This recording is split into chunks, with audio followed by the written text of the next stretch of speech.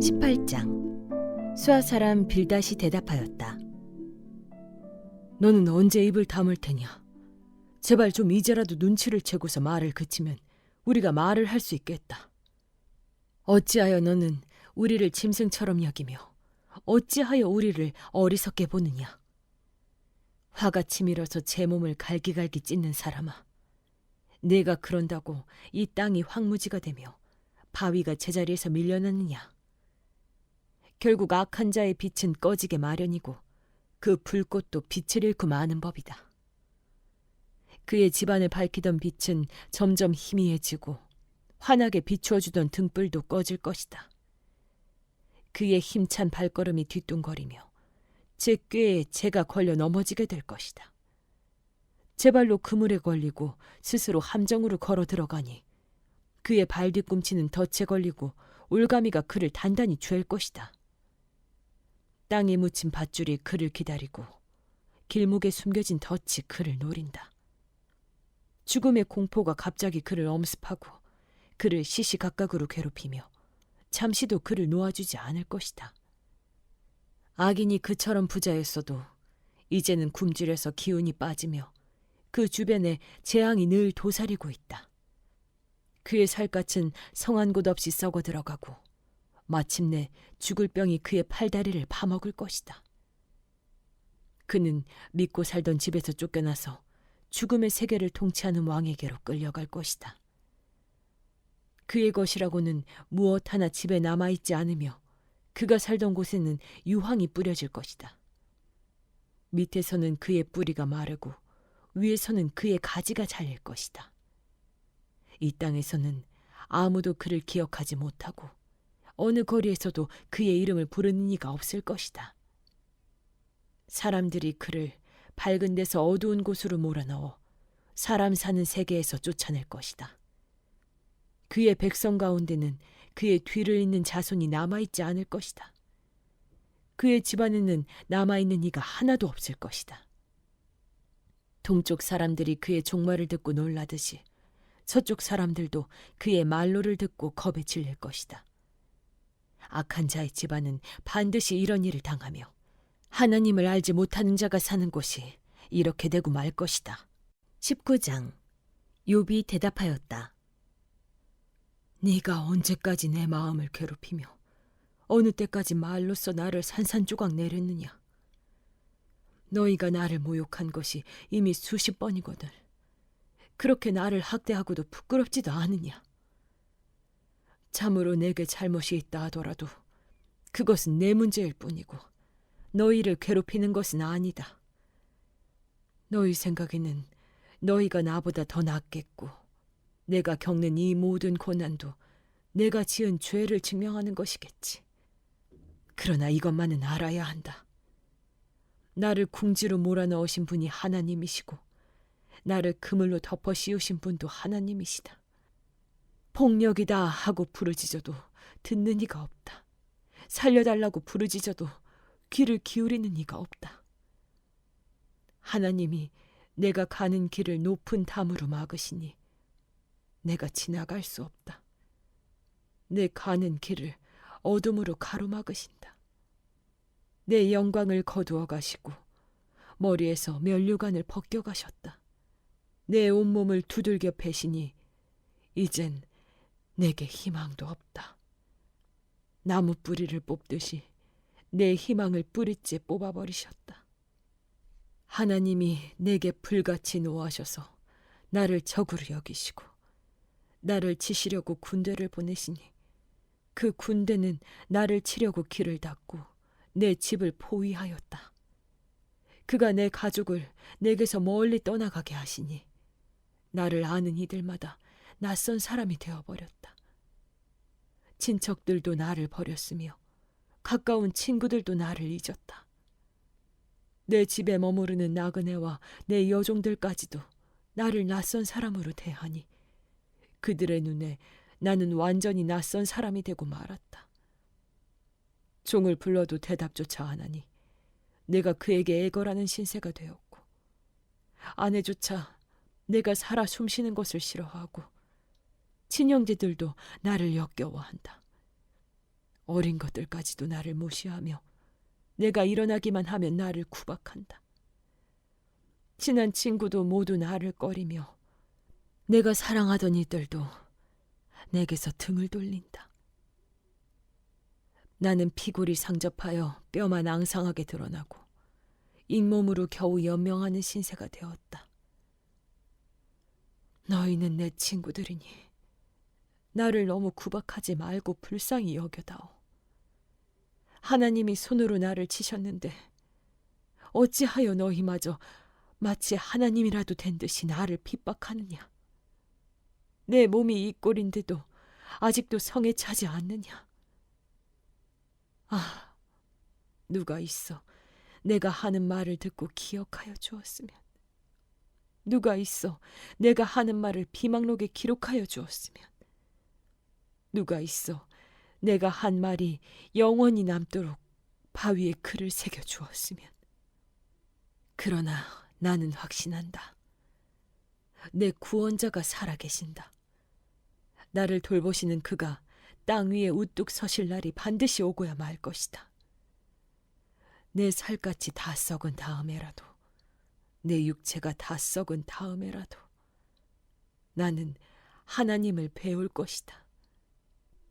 내가 그를 직접 뵙겠다. 이 눈으로 직접 뵐 때에 하나님이 낯설지 않을 것이다. 내 간장이 다 녹는구나. 나는 너희가 무슨 말을 할지 잘 알고 있다. 너희는 내게 고통을 줄 궁리만 하고 있다. 너희는 나를 칠 구실만 찾고 있다. 그러나 이제 너희는 칼을 두려워해야 한다. 칼은 바로 죄 위에 내리는 하나님의 분노다. 너희는 심판하시는 분이 계시다는 것을 알아야 할 것이다. 20장. 나아마 사람 소발이 대답하였다. 입을 다물고 있으려 했으나 내 말을 듣고 있자니 화가 나서 참을 수가 없다. 내가 하는 말을 듣고 있자니 모두 나를 모욕하는 말이다. 그러나 깨닫게 하는 영이 내게 대답할 말을 일러주었다. 너도 이런 것쯤은 알고 있을 것이다. 이 땅에 사람이 생기기 시작한 그 옛날로부터 악한 자의 승전가는 언제나 잠깐뿐이었으며 경건하지 못한 자의 기쁨도 순간일 뿐이었다. 교만이 하늘 높은 줄 모르고 머리가 구름에 닿는 것 같아도 마침내 그도 분토처럼 사라지고 말며 그를 본 적이 있는 사람도 그 교만한 자가 그가 왜 안 보이느냐고 물으리라는 것쯤은 너도 알고 있을 것이다. 꿈같이 잊혀져 다시는 흔적을 찾을 수 없게 되며 마치 밤에 본 환상처럼 사라질 것이다. 그를 본 적이 있는 사람도 다시는 그를 볼 수 없으며 그가 살던 곳에서도 다시는 그를 볼 수 없을 것이다. 그 자녀들이 가난한 사람에게 용서를 구할 것이며 착취한 재물을 가난한 사람에게 배상하게 될 것이다. 그의 몸에 한때는 젊음이 넘쳤어도 그 젊음은 역시 그와 함께 먼지 속에 눕게 될 것이다. 그가 혀로 악을 맛보니 맛이 좋았다. 그래서 그는 악을 혀 밑에 넣고 그 달콤한 맛을 즐겼다. 그러나 그것이 뱃속으로 내려가서는 쓴맛으로 변해버렸다.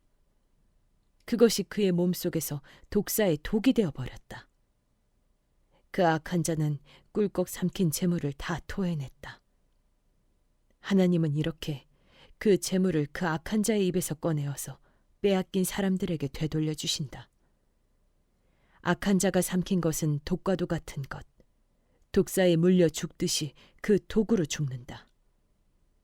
올리브 기름이 강물처럼 흐르는 것을 그는 못 볼 것이다.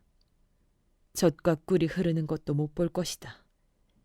그는 수고하여 얻은 것을 마음대로 먹지도 못하고 되돌려보내며 장사에서 얻은 재물을 마음대로 누리지도 못할 것이다. 이것은 그가 가난한 이들을 억압하고 돌보지 않았기 때문이며 자기가 세우지도 않은 남의 집을 강제로 빼앗았기 때문이다. 그는 아무리 가져도 만족하지 못한다. 탐욕에 얽매여 벗어나지를 못한다. 먹을 때에는 남기는 것 없이 모조리 먹어 치우지만 그의 번영은 오래가지 못한다. 성공하여 하늘 끝까지 이를 때 그가 재앙을 만나고 온갖 불운이 그에게 밀어닥칠 것이다. 그가 먹고 싶은 대로 먹게 놓아두어라.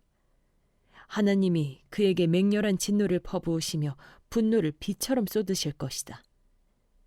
그가 철 무기를 피하려 해도 노타살이 그를 꿰뚫을 것이다.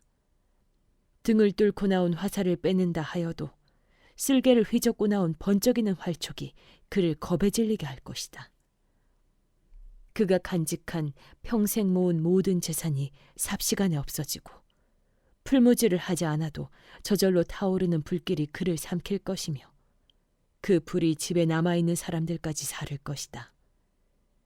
하늘이 그의 죄악을 밝히 드러내며 땅이 그를 고발할 것이다.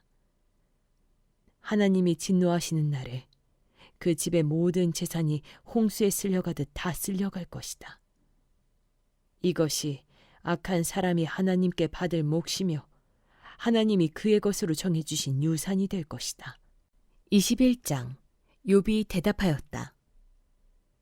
너희는 내 말을 건성으로 듣지 말아라. 너희가 나를 위로할 생각이면 내가 하는 말에 귀를 기울여라. 그것이 내게는 유일한 위로이다. 내게도 말할 기회를 좀 주어라. 조롱하려면 내 말이 다 끝난 다음에나 해라. 내가 겨우 썩어질 육신을 두고 논쟁이나 하겠느냐. 내가 이렇게 초조해 하는 데에는 그럴 이유가 있다. 내 곤경을 좀 보아라. 놀라지 않을 수 없을 것이다.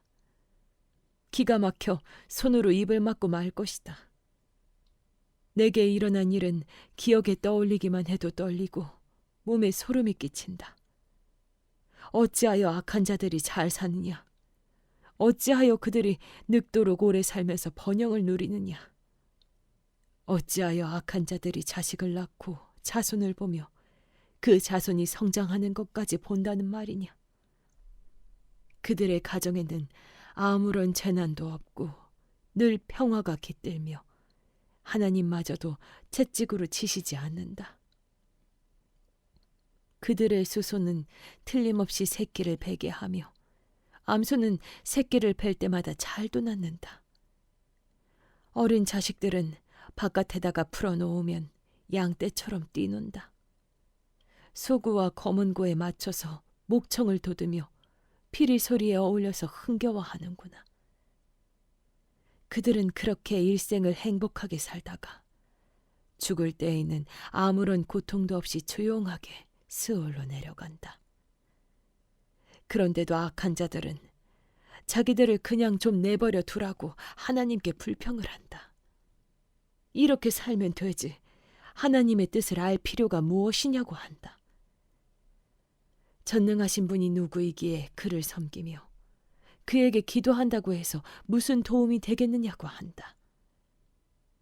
그들은 자기들의 성공이 자기들 힘으로 이룬 것이라고 주장하지만 나는 그들의 생각을 용납할 수 없다. 악한 자들의 등불이 꺼진 일이 있느냐? 과연 그들에게 재앙이 닥친 일이 있느냐? 하나님이 진노하시어 그들을 고통에 빠지게 하신 적이 있느냐? 그들이 바람에 날리는 검불과 같이 된 적이 있느냐? 폭풍에 날리는 겨와 같이 된 적이 있느냐? 너희는 하나님이 아버지의 죄를 그 자식들에게 갚으신다 하고 말하지만 그런 말 말아라. 죄 지은 그 사람이 벌을 받아야 한다. 그래야만 그가 제 죄를 깨닫는다. 죄인은 제 스스로 망하는 꼴을 제 눈으로 보아야 하며 전능하신 분께서 내리시는 진노의 잔을 받아 마셔야 한다. 무너진 삶을 다 살고 죽을 때가 된 사람이라면 그 집에 관해서 무슨 관심이 더 있겠느냐. 하나님은 높은 곳에 있는 자들까지 심판하는 분이신데 그에게 사람이 감히 지식을 가르칠 수 있겠느냐. 어떤 사람은 죽을 때까지도 기력이 정정하다. 죽을 때에도 행복하게 편안하게 죽는다.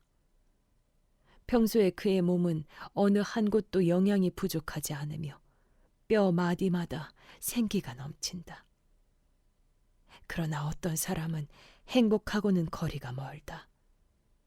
고통스럽게 살다가 고통스럽게 죽는다. 그러나 그들 두 사람은 다 함께 티끌 속에 눕고 말며 하나같이 구더기로 덮이는 신세가 된다. 너희의 생각을 내가 다 잘 알고 있다. 너희의 속셈은 나를 해하려는 것이다. 너희의 말이 새도 부리던 자의 집이 어디에 있으며 악한 자가 살던 집이 어디에 있느냐 한다. 너희는 세상을 많이 돌아다닌 견문 넓은 사람들과 말을 해본 일이 없느냐? 너희는 그 여행자들이 하는 말을 알지 못하느냐? 그들이 하는 말을 들어보아라. 하나님이 진노하셔서 재앙을 내리셔도 항상 살아남는 사람은 악한 자라고 한다. 그 악한 자를 꼬집는 사람도 없고 그가 저지른 대로 징벌하는 이도 없다고 한다. 그가 죽어 무덤으로 갈 때에는, 그 화려하게 가꾼 무덤으로 갈 때에는 수도 없는 조객들이 장래 행렬을 따르고 골짜기 흙마저 그의 시신을 부드럽게 덮어준다고 한다. 그런데 어찌하여 너희는 빈말로만 나를 위로하려 하느냐? 너희가 하는 말은 온통 거짓말뿐이다.